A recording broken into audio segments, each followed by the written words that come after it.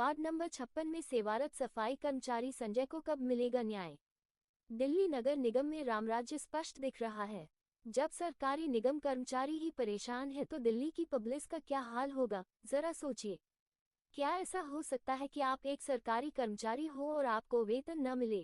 जी हाँ, बिल्कुल ऐसा संभव हो सकता है और ये कमाल हो रहा है सरकारी संस्थान दिल्ली नगर निगम में फैले भ्रष्टाचार के कारण। हम बात कर रहे हैं दिल्ली नगर निगम की, जहां वार्ड नंबर 56 में कार्यरत सफाई कर्मचारी को पिछले 1 साल से ड्यूटी करने के बावजूद वेतन नहीं मिल पा रहा है।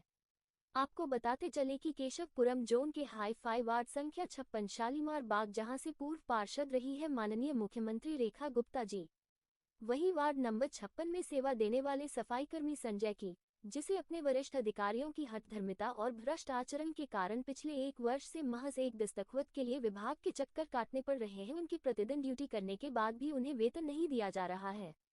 अपने वरिष्ठ अधिकारियों पर टाल मटोल का आरोप लगाते हुए सफाई कर्मी संजय पुत्र लक्ष्मीचंद ने पत्रकारों को बताया कि मेरी पत्नी बीमार पड़ी थी, उसके इलाज के लिए मुझे भारी कर्ज लेना पड़ा है, जो अब तनख्वाह न मिलने के कारण चुकाना भारी पड़ रहा है। शिकायतकर्ता संजय ने बताया कि वे डी.सी. से लेकर सभी अधिकारियों तक पहुंचा और मिन्नतें की, परंतु किसी भी अधिकारी ने यह नहीं सोचा कि पिछले 1 साल से इसकी तनख्वाह बंद है, ये कैसे अपनी फैमिली का गुजारा कर रहा होगा, इसके बच्चे क्या खाते होंगे। प्रश्न उठता है कि नगर निगम केशवपुरम जोन के सैनिटेशन सुपरिटेंडेंट कार्यालय से दिनांक 24 जून 2025 को जारी आदेश होने भी नीचे बैठे अधिकारी क्यों संजय को मिलने वाली तनख्वाह को लेकर अड़ंगा लगा रहे हैं। क्या ये सब वह छद्म लाभ पाने में सफाई कर्मचारी के पद पर हूँ। केला गोदाम मेरी ड्यूटी है। मेरा एसआई का नाम हरीश है, हरीश सैनी, और मेरे एसआई का नाम राकेश। मैं उनके पास काम कर रहा हूँ 1 साल से ज़्यादा हो गया। ड्यूटी वो क्या नाम है, मेरा ज्वाइनिंग ऑर्डर हुए साल भर से ज़्यादा हो गया, अभी तक मेरी सैलरी नहीं बनाई, मुझसे कंटिन्यू काम ले रहे हैं। सभी समाधान के लिए मैं विकेश शेट्टी जी, हमारे जोन के चेयरमैन, पहले उनके पास गया। उन्होंने बोला कोई बात नहीं, मैं अधिकारी को बुलाता हूँ जिसके पास जो सैलरी बनाता है, पास करता है। एओ साहब, हमारे एओ साहब को बुलाया उन्होंने। एओ साहब से बात हुई कि भाई इनकी सैलरी क्यों नहीं बना रहे, सैलरी पास करो इनकी। उन्होंने कहा ठीक है सर, टाइम दे दो। टाइम दे दिया, मैं जोन में चक्कर काटता रहा, कोई रिस्पॉन्स नहीं मिला 3 महीने तक। 3 महीने की बात है ये सर। ऑर्डर बनने के बाद तो मेरे ऑर्डर हुए थे, उसके बाद से ही मैं जोन में गया था, उनसे पूछा मेरी सैलरी बना दो, कह रहे बन जाएगी सैलरी, आप जाओ उनके पास, एओ साहब के पास।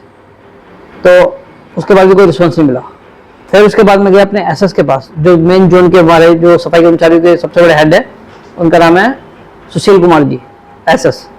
उनसे बात की, वो कह रहा संजय जी कोई बात नहीं, आपका काम हो जाएगा, आप जाओ, मैं बोल दूंगा उसको। उसके पास भी मैं 10 बार हो चुका हूँ, तब कि पहले उससे पहले मेरे एसआई थे वो, अब वो एसएस बन गए हैं। उन्होंने भी मेरे को 20 बारी मिला उनसे, 20 बारी उन्होंने आश्वासन दिया कि भाई आपकी सैलरी बनवा दूंगा। क्या सिचुएशन तो यही है सर कि मैं काम कंटिन्यू जा रहा हूँ ड्यूटी पे, सैलरी का कोई पता नहीं है, ना कोई बता रहा। कोई भी अधिकारी जोन में नहीं बता रहा कि तेरी सैलरी उसके हाथ में, उस अधिकारी के हाथ में है, वो करेंगे इस काम को, वो करेंगे काम, कोई नहीं बता रहा। मेरा जो क्लर्क है, मैन तो वो है, उसके पास मेरी फाइल है, सर्विस बुक, और वो जो मेरे ऑर्डर हुए थे वो उसके पास है।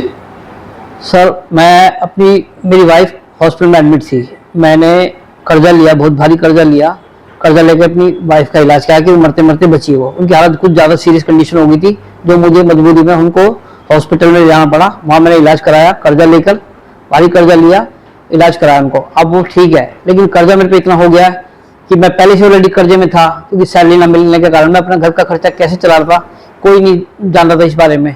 मेरा दिल जानता, मेरी इंतरात में जाती है मैंने कहाँ से कर्जा ले रखा है। कर्जे वाले आके मुझे तंग कर रहे हैं कि कर्जा दो, आपने टाइम मांगा था, आपने वो टाइम पूरा हो गया, उससे ज़्यादा डबल हो गया टाइम, फिर मैं उनको कर्जा दे नहीं पा रहा हूँ। कर्जे वाले की वजह से मेरे को बड़ी शर्मिंदगी महसूस हो रही है। मैं कहाँ जाऊँ सर, मेरे पे कोई वो रास्ता नहीं मिल रहा, मुझे खुदकुशी करने का मन कर रहा है मेरा अभी।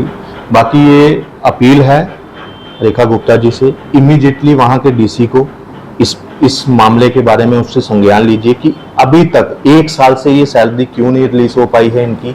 ऐसे क्या कारण है कि ये एक डेस्क से दूसरे डेस्क पर जाने पे मजबूर हैं, एक अधिकारी से दूसरे अधिकारी बार बार उनको जाना पड़ रहा है अपना हक लेने के लिए। संजय जी वाल्मीकि समाज से ताल्लुक रखते हैं। किशोर जी, मैं ये सुनना चाहूँगा, क्या कुछ लग रहा है कि टेबल के नीचे से कुछ नहीं कर पा रहे हैं संजय जी, ये मजबूरी कहीं न कहीं देखिए आशंका वही लग रही है, इस जिस तरह से इस मुद्दे को लटकाया जा रहा है, ये कहीं ना कहीं एक्सपेक्टेशन मुझे लग रहा है अधिकारी इनसे रख रहे हैं। जब तक वो एक्सपेक्टेशन पूरी ना हो, मैं आपके इस चैनल के माध्यम से मैं पूछना चाहूंगा सभी अधिकारियों से, एक तरफ भ्रष्टाचार मुक्त दिल्ली की बात की जाती है, मगर अगर इस तरह के अधिकारी अगर वो एक्सपेक्टेशन रख रहे हैं इनसे, अंडर द टेबल कुछ एक्सपेक्ट कर रहे हैं, वो नहीं मिलेगा, वो नहीं मिलेगा। इनको हम इनका हक दिलवाएंगे।